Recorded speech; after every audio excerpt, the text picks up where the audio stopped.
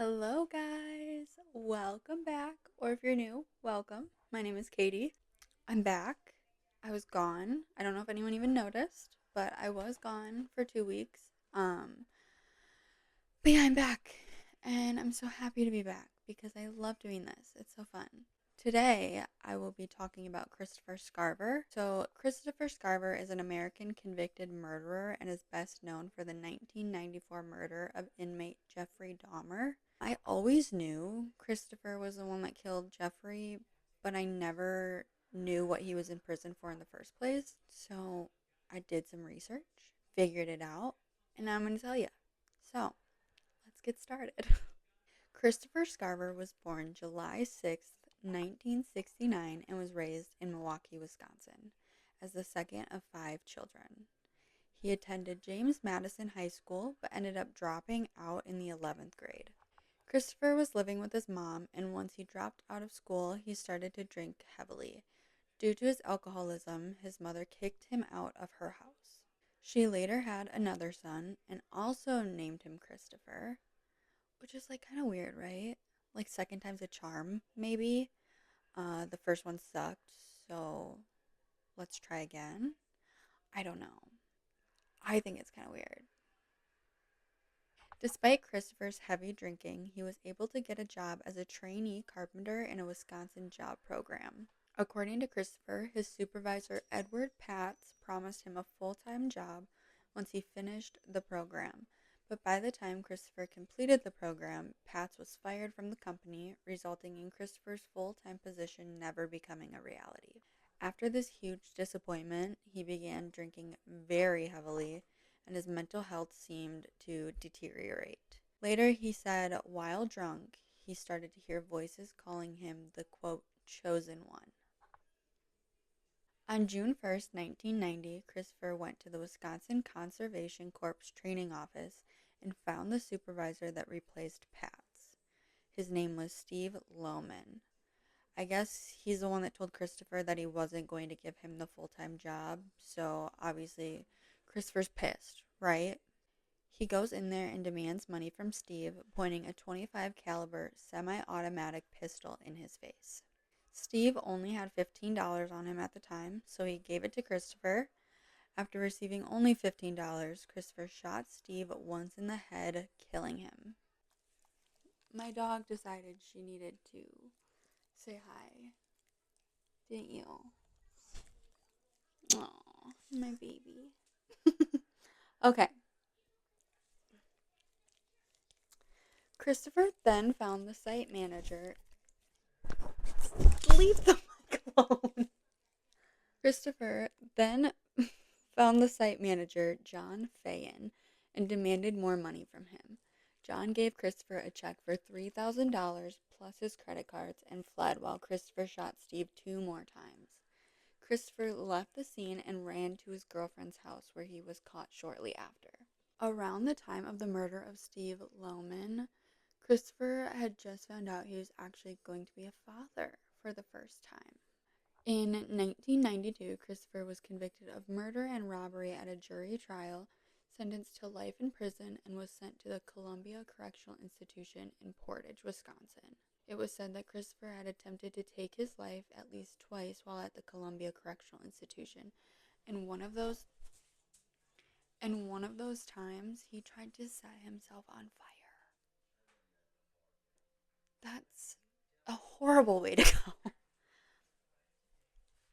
2 years later, on the morning of November 28, 1994, while serving his sentence at the Columbia Correctional Institution, Christopher was assigned to a work detail with two other inmates, Jesse Anderson, a 37-year-old businessman who murdered his wife, and Jeffrey Dahmer, who we all know is a serial killer. So, Christopher was well aware of who Jeffrey was when he first showed up at the prison, and obviously so did everybody else. Jeffrey's case was international news at this point, and most people were disgusted by what he did. Christopher knew right away to keep a safe distance from Jeffrey.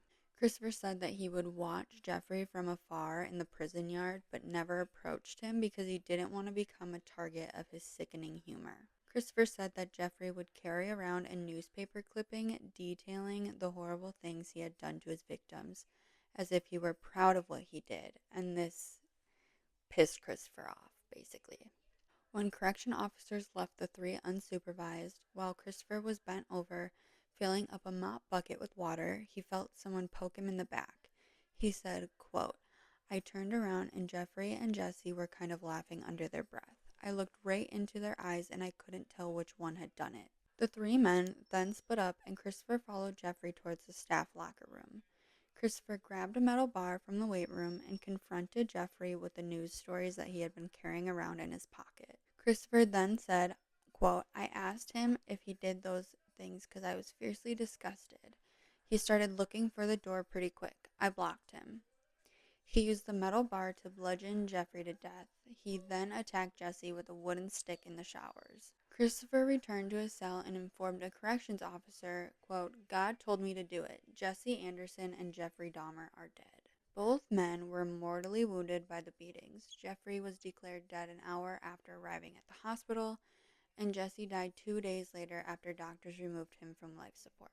Christopher told the New York Post that Jeffrey would taunt inmates by shaping his food into severed limbs and drizzling packets of ketchup on them to look like blood. Christopher also claimed that the prison staff had left him unsupervised with Jeffrey on purpose as they all wanted him dead. Christopher was assessed for mental illness and found competent to stand trial on murder charges for the two killings.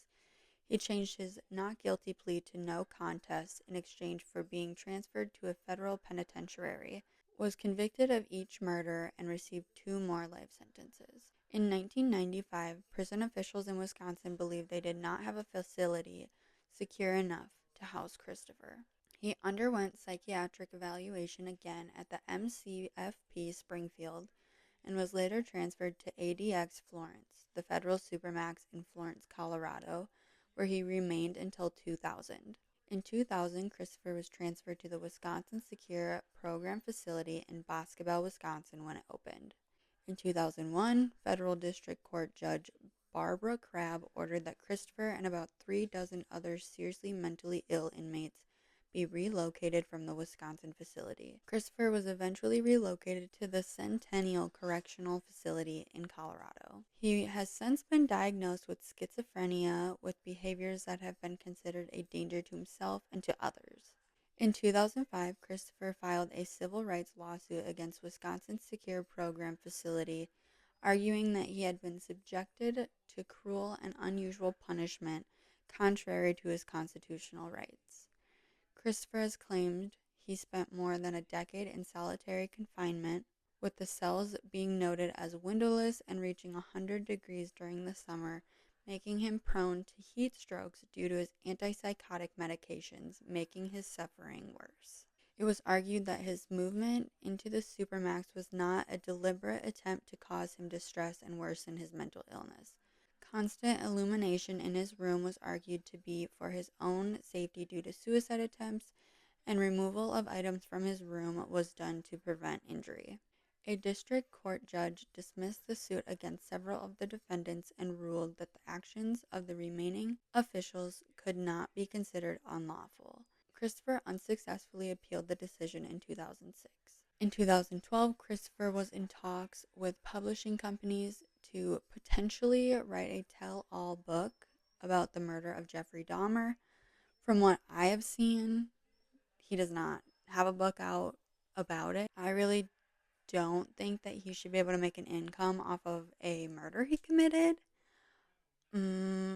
But he has written a couple poetry books that I've seen. According to the Milwaukee Journal Sentinel, Christopher's son, Christopher Jr., graduated with a degree in sociology in 2014 from Bethany Lutheran College, Minnesota.